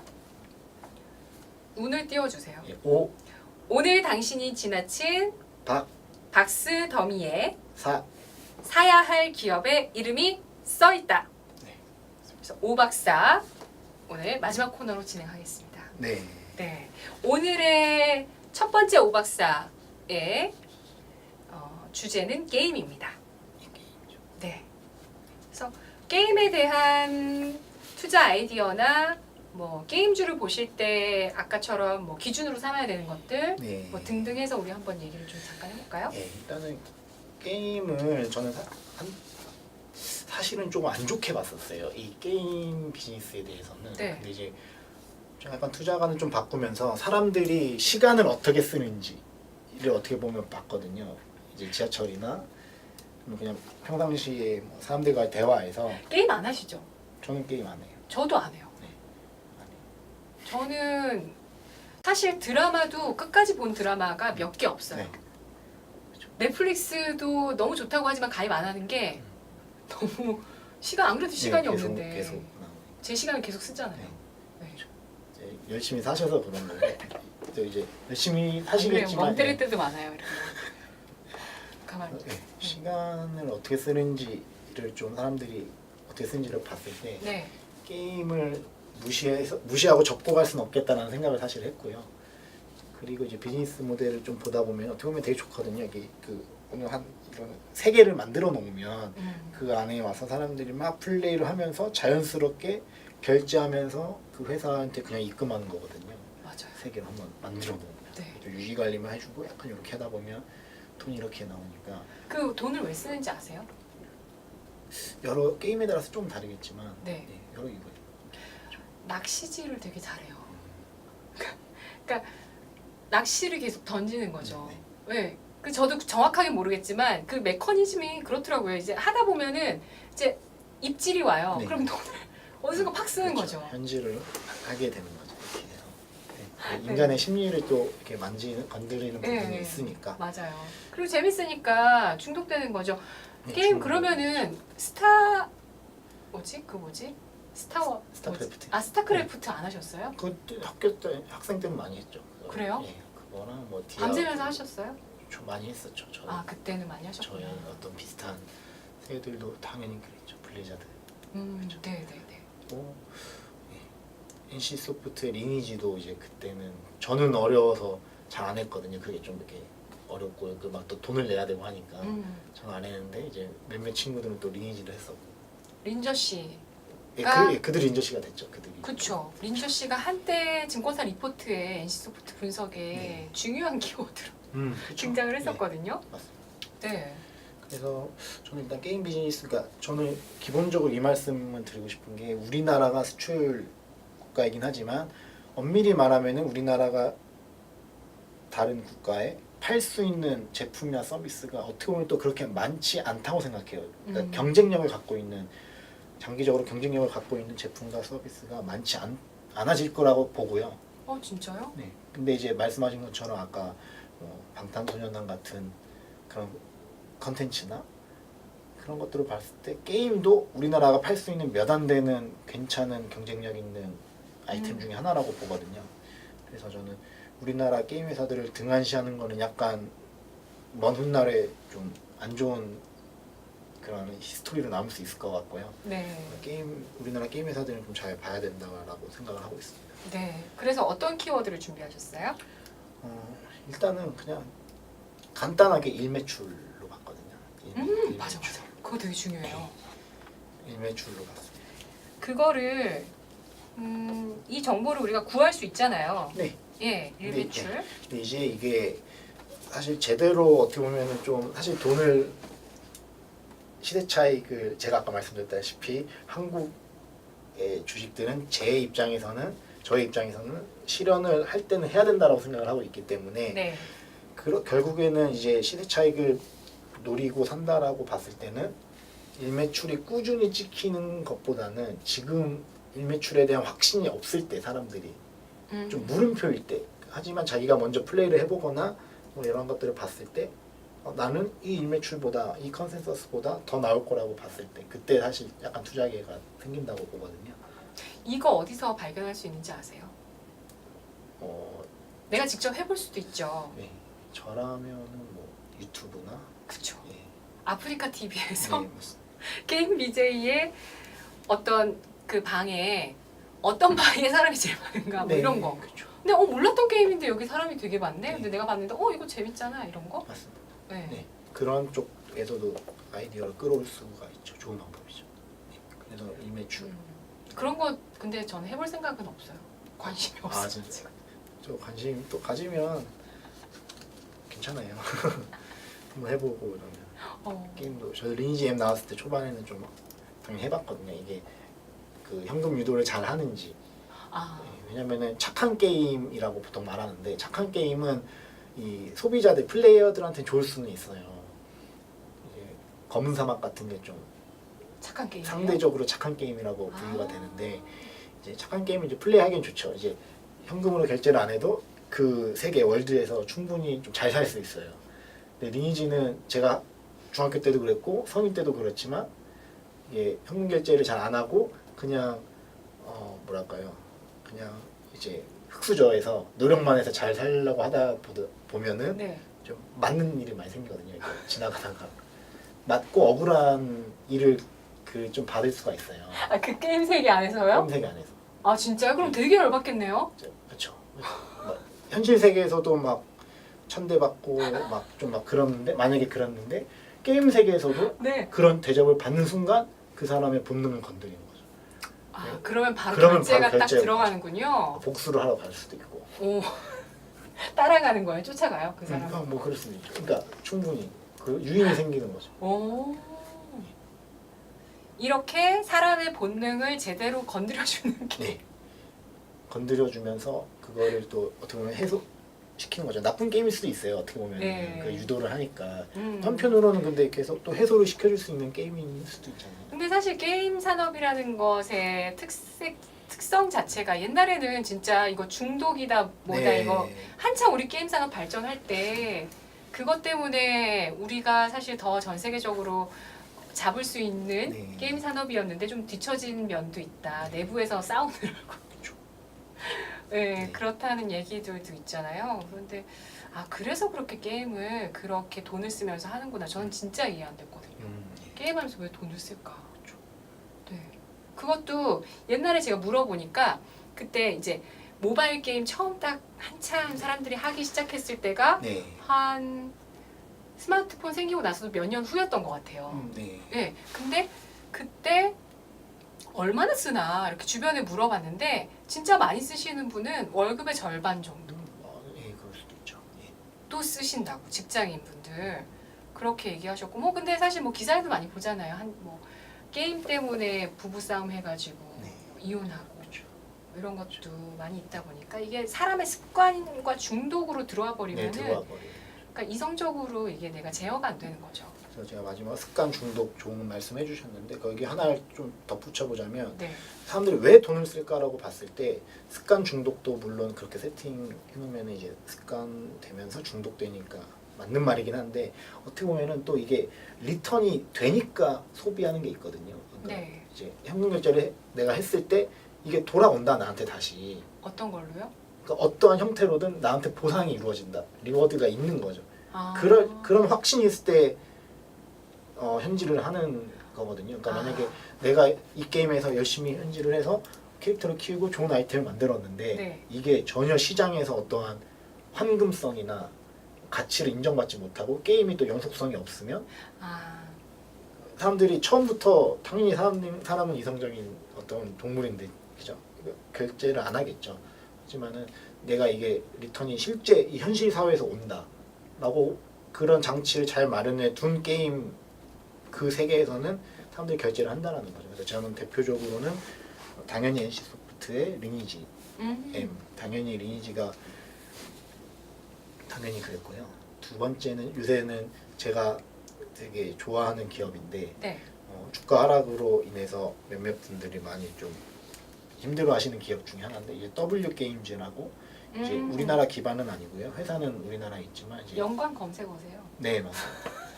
제가 그 기업명을 치면은 제 블로그가 좀 위에 있어서 오박사님 블로그 쳐도 밑에 W 게임즈. 네. 근데 저도 W 게임즈 되게 좋게 봤고 저도 제가 한국투자증권에서 방송하는 코너 중에 추천을 해주시면 제가 포트를 꾸리는 코너가 있는데 W 게임즈를 넣었었어요.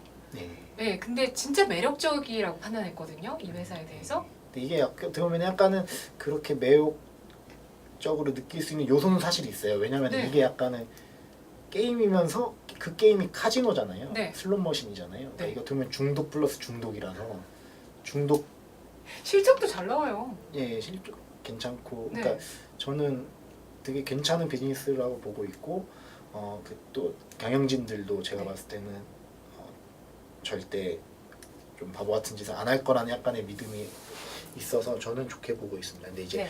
아까 다시 말씀드려서 왜 돈을 쓸까? 리워드가 있을 때 한다. 네. 리니지 M은 이제 그 아이템이나 그 캐릭터에 대해서 나중에 환금을 할 수가 있으니까 그게 되는 거고 W 게임즈는 중고로 팔죠 그거. 그 그럼 돈 더 많이 받고 팔 수도 있어요? 그렇죠. 그게 예를 들어서 뭐 이야. 아이템도 아이템이지만 예전 PC 리니지 시절로 보면 뭐 성주 이거는 그냥 직업이 아버지 직업이 그냥 성주인 거예요. 근데 이제 실제로 거기서 현실 사회로 치면 월세가 막 500만 원, 1000만 원 이렇게 나오는 건데 그냥 이제 컴퓨터만 하는 거죠. 근데 지금은 아버지 뭐 하시노 하면은 그냥 성주인데 실제로는 엄청난 그 가장인 거죠. 근데 그런 것처럼 근데 이제 W 게임즈는 네. 그건 아니지만 이제 우리나라에서는 약간 이해하기 힘든 게 이제 돈으로 이렇게 주진 않고요. 그걸 이제 바우처식으로 주거든요. 그러니까 예를 들어서 그 어디서 쓸 수 있어요? 예를 들어서 뭐 호텔 숙박권이라던가 아. 그런 걸로 이제 현실 사회에서의 그 보상으로 주니까 네. 이거는 충분히 어떻게 보면 중독 요소가 있죠. 제가 봐도 이게, 네. 이게 해서 그럼 어떤 한국의 호텔? 아니죠. 미국의 호텔? 북미, 예, 북미, 뭐 캐나다. 그럼 그거 게임하다가 아 나 이 호텔 바우처 받았으니까 나 이참에 미국 여행 간다 이렇게 되는 거예요? 근데 우리나라에서는 그게 접속해서 게임하는 게 불법이에요. 예. 그래서 우리나라 사람들이 이해를 못하는 거죠. 그러니까 예전으로 치면 아 이게 이 주식의 한계일 수도 있겠네요. 네, 그렇죠. 이게 한국 국적 이 그라운드에서는 이게 합법적인 일이 아니거든요. 네. 그래서 이제 미국 사람들이 미국에서 앱에서 미국 앱스토어에서 다운받아서 해서 미국 뭐 바우처를 받을 수는 있지만 우리나라 사람이 여기서는 이제 할 수가 없죠. 그래도 달러 버는 기업이니까 그러면은. 네, 달러 자산으로 벌죠. 그렇죠. 업장이 미국 주식 사는 거랑 비슷하잖아요. 그러면은. 그렇죠. 이제 들어오는 통장으로 들어오는 돈이 달러로 들어오니까. 아 네. 그렇죠. 네. 저는 습관 중독 그리고 이제 보상 이렇게 봤습니다. 네. 근데 그러한 메커니즘이 게임에만 적용되는 게 아니라 다른 비즈니스에도 적용이 됐을 때 네, 고객의 중독이나 충성도를 높일 수 있는 네, 그렇죠. 그런 요소인 것 같아요. 뭐 유튜브도 마찬가지고요. 네, 맞습니다. 네, 유튜브가 얼마나 우리 엔터사들한테 좋은 보상을 주나요? 그렇죠. 홍보는 공짜로 해주고 맞아요. 클릭하는 거 돈도 주고. 맞아요. 네, 그리고 우리도 열심히 하면은 거기서 유튜브에서 돈 받아올 수 있고. 그래서 이게 보상 체계가 어떻게 보면 구글이 유튜브에서 잘 또 설치를 해놓은 거거든요. 근데 이제 또 이것도 이제 똑같이 또 통용이 되는 거죠. 저도 같이 얘기하면서 배우는 거지만 네, 습관 중독 보상 이렇게 봤을 때 네. 게임만 됐는지 알았는데 보니까 동영상이 유튜브에서도 습관적으로 키게 되고 중독적으로 막 구독한 채널에 뭐 올라왔는지 계속 보게 되고. 그 중독을 연결시켜 주는 게 뭐냐면 유튜브 많이 보세요? 근데 저는 요새 들어서 좀 많이 보는 편이에요. 저도 이제 2015년에 퇴사할 때부터 유튜브를 엄청 많이 네. 보기 시작했거든요. 그래서 저도 이제 제 나름의 비전을 가지고 퇴사를 했던 거였는데 그때 이제 하다 보면은 중독될 수밖에 없는 게 보다 보면은요 2시간이 그냥 지나가요. 1시간이 그냥 지나가요. 왜냐면 밑에 제가 관심 가질 만한 영상들이 계속 올라오거든요.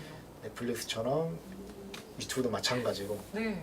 이제 알고리즘으로 이제 제가 혹은 앵커님이 관심 가질 만한 것들을 올려주기 때문에 그러다 구독도 또 하고 네 맞아요. 또 그 구독한데 또 가봐서 봐야 되잖아요. 뭐 그쵸. 그동안 뭐 그쵸. 올라왔나 보고. 이게 다 하나의 세계를 또 만들어 놓은 거죠.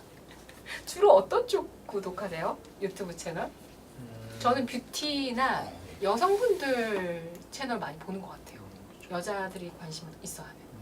네, 저는 뭐 운동 조금 보다가요. 운동도 진짜 많이 보죠. 네, 운동 제일 처음 접한 게 저는 운동이었어요. 유튜브를 처음 접한 운동 게. 영상 같은 것도 많이 올라오고 홈 네, 트레이닝 맞아요. 할 수 있는. 그리고 뭐 요새는 이제 좀 다른 쪽으로 그냥 투자 쪽으로 좀 연관을 시켜서 보면은 참고해야 될 유튜버들이 좀 있어요. 예를 들어서 뭐 이사배시다라고 하면은 이 사람이 너무 재밌죠. 네.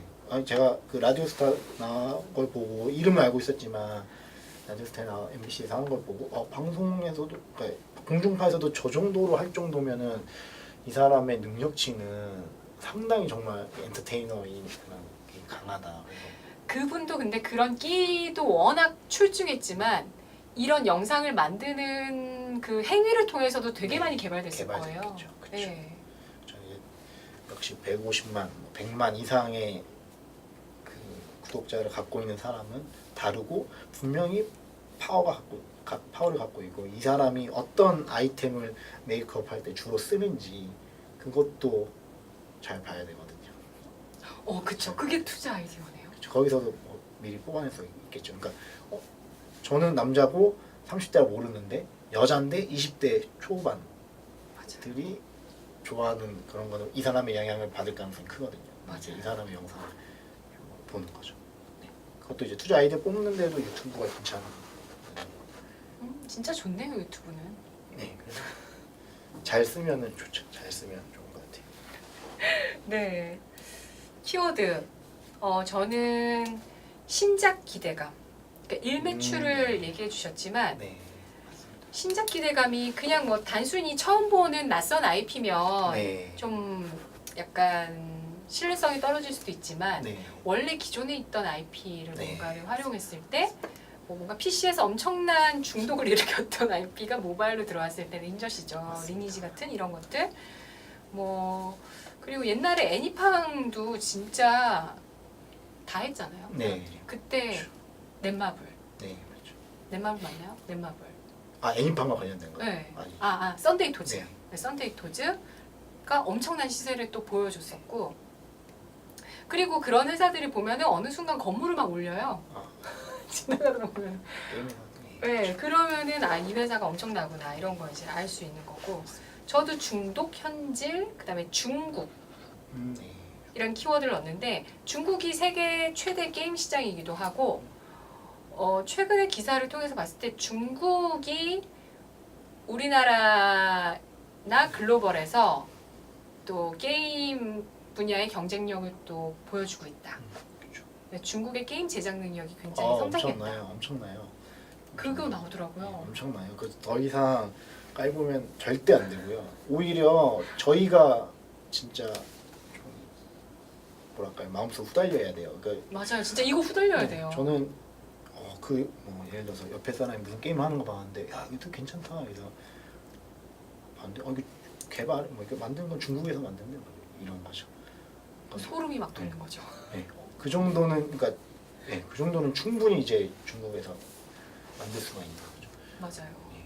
그러니까 드라마 같은 것도 예능 같은 것도 중국에서 지금은 우리가 저거 뭐야 막 또 이래도 얼마 남지 만약에 우리보다 훨씬 잘 만들게 되면 우리 옛날에 중국 영화 봤잖아요. 네, 그렇죠.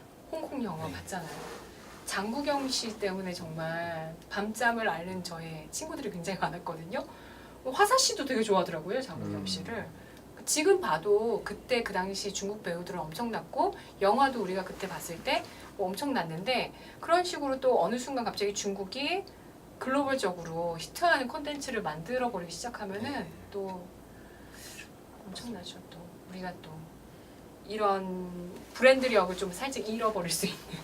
쉽지 않죠. 그래서 더더욱 어떻게 보면 말씀하신 것처럼 네. 기존에 한국에서 IP를 갖고 있는 아니면 뭐 대만이나 이쪽에서 기존의 PC 쪽에서 IP를 갖고 있는 회사들이 네.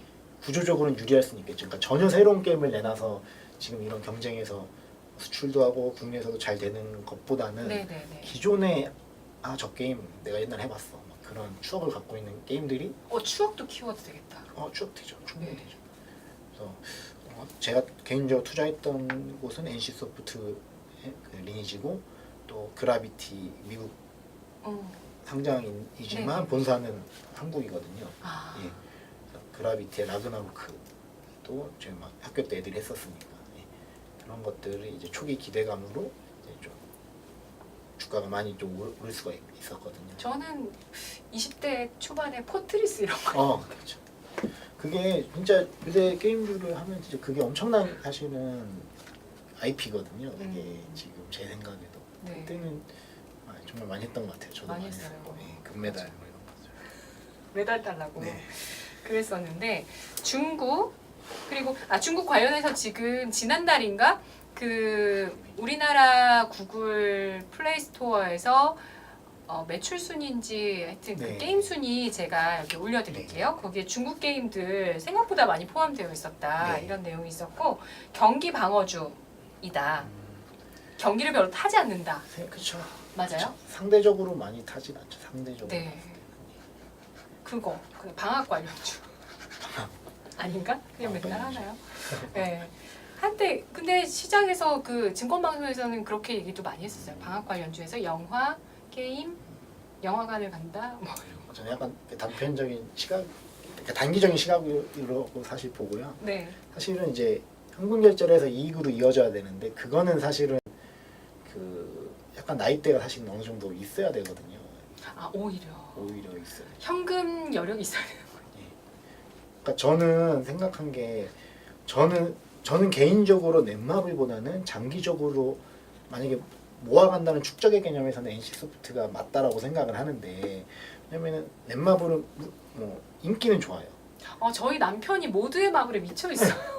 그거에 초등학생들도 엄청 중독되어 있어요. 아니 우리 그거잖아요. 옛날에 부루마블이잖아요. 네, 그거 왜 그렇게 하는지 단순한 이해를 그냥 못하겠어. 모두의 마블 초등학생들도 엄청 하거든요. 네. 근데 이제 그게 실제 이익으로 이어지는 뭐 그런 강력함보다는 NC소프트의 리니지나 뭐 블레이드, 앤소울 이런 것들이 좀 더 강하니까. 네, 이런 게 바로 피터 린치가 얘기하는 내 남편이 모든 마블을 해서 내 마블을 사기보다는 물론 뭐 BTS 그 기획사 지분이 있으니까 이거 뭐 생각할 그렇죠. 수도 있지만 그래도 좀 더 경중을 따지는 거죠. 네. 그렇죠. 그렇죠. 무게추를 어느 쪽으로 갈 것인가. 그리고 마지막 키워드는 56%를 제가 야심차게 여러분께 키워드 드리겠습니다. 이거는 예전에 이데일리 그 신문에 나왔었는데 제가 현장을 가기도 했었던 제9회 이데일리 전략 포럼에 방준혁 넷마블 의장님이 오셨는데 그분이 그 포럼에서 했던 강연에 굉장히 좋은 내용들이 많았는데 그 중에서 뽑아왔습니다. 이게 뭐냐면 최근에 드라마, 게임, K-팝 같은 우리 국내 문화 콘텐츠, K-콘텐츠 수출이 늘어나고 있는데 그 중에 게임 산업이 사실 가장 큰 비중을 차지하고 있다. 게임이 디지털과 가장 먼저 만났기 때문이다. 라면서 지난해 2017년 한국의 디지털 콘텐츠의 해외 수출량 가운데 게임의 비중이 56%가 넘는다. 그러니까 지금 뭐 되게 핫한 건 뭐 K-팝 드라마지만 사실 게임이 매출로 봤을 때 규모 자체가 엄청 크고 그리고 게임 산업 같은 경우는 사실은 미국이나 일본에 뒤처져 있었지만 한국이 초고속 인터넷망과 PC를 만나면서 시장을 주도하는 위치까지 올라섰다. 자영업이든 유통이든 벤처든 디지털 기술을 접목하는 순간 빠른 기회를 얻을 수 있다. 라고 이야기했습니다. 그러면서 그는 2000년에 자본금 1억 원, 직원 8명을 데리고 넷마블을 시작했는데 지난해 기준 매출 2조 4천억 원의 회사로 키운 인물이다. 대단한 분이시네요. 네. NC소프트도 이 시기에 딱. 그렇죠. 같은 시기에 인물들이고요. 그리고 빨리 가는 사람이 먼저 볼 수 있다면서 디지털 시대의 선점 효과가 무엇보다 중요하다라고 강조했습니다. 변화의 속도가 이전과 비교할 수 없이 빨라졌기 때문에 이 변화의 기회를 놓치면 바로 경쟁에서 뒤처질 수 있다는 뜻이고요. 이런 부분을 우리도 잘 좀 실생활에 적용해야 될 것 같아요. 좋은 말이에요. 빨리 가면은 뭐 선점 효과. 예, 빨리 가면 먼저 뭐 다치고 이런 게 아니라 먼저 보는 거죠. 예전에는 이제 먼저 가는 사람을 뒤에서 따라가면서 약간 조종하고 이랬는데 본인은 실패 안 하고 이랬는데 이제는 빨리 가는 사람이 먼저 가서 선점해 버리니까. 그게 사실 우리나라 기업들이 잘하는 거였어요. 그 팔로워. 그러니까 패스트 팔로우해서 네. 빨리 따라가서 만들고. 그랬는데 이제는 그게 아니라는 거죠. 네. 그 사람이 앞에 사람이 먼저 다 봤으니까. 그렇죠. 포션이 남은 게 좀 적겠죠. 네. 자, 이렇게 해서 오늘 쭉 저희 머니 어벤져스 함께 해봤습니다. 어떠셨어요? 아 저는 좋았고요. 저도 하면서 또 나름대로 정리되는 것도 있고 리마인드 이렇게 하는 부분도 있고 해서 네. 저는 좋았어요. 네, 저는 개인적으로 오 박사님 팬이거든요. 아, 네. 진짜로 아주 솔직하니까요. 왜냐면 저도 오 박사님 블로그를 작년에 우연한 기회에 페이스북에서 오 박사님 글이 공유가 되어 있었어요. 네. 그래서 제가 페이스북을 되게 열심히 하거든요. 근데 그러면서 이분의 블로그를 제가 찾아가게 됐고, 그래서 이제 저도 제 나름의 이런 재테크나 투자에 대한 고민이 있었는데 그런 갈증을 되게 많이 해소해주는 블로그였고, 그리고 진짜 읽으면서 이제 밤에 자기 전에 이제 쇼핑몰 사이트도 참 제가 많이 보고 하는데 이제 어느 순간 오 박사님 블로그 막 보면서 막 혼자 막 너무 웃겨가지고 막 웃기도 하고 진짜 막 뒤통수를 한번 딩 맞은 것 같은 그런 펀치라인들을 읽으면서 되게 많이 배우는 것도 많았고 해가지고 진짜 꼭 한번 만나보고 싶다 이런 생각들도 많이 했고, 그래서 저도 이제 오 박사님 강의 있을 때 가기도 하고 그랬거든요. 그래서 이런 기회를 만들었을 때 같이 해주셔서 진짜 너무 감사드리고요. 앞으로 더 많이 원하시는 바도 이루시고 네. 하셨으면 좋겠어요. 아, 예, 감사합니다. 네. 재밌었습니다. 재밌었습니다. 그래서 또 다음 시간에 머니 어벤져스에서 또 새로운 주제, 또 지난 한 주 동안에 있었던 중요한 팩트들 가지고 여러분 만나 뵙도록 하겠습니다. 고맙습니다. 예, 감사합니다. 네.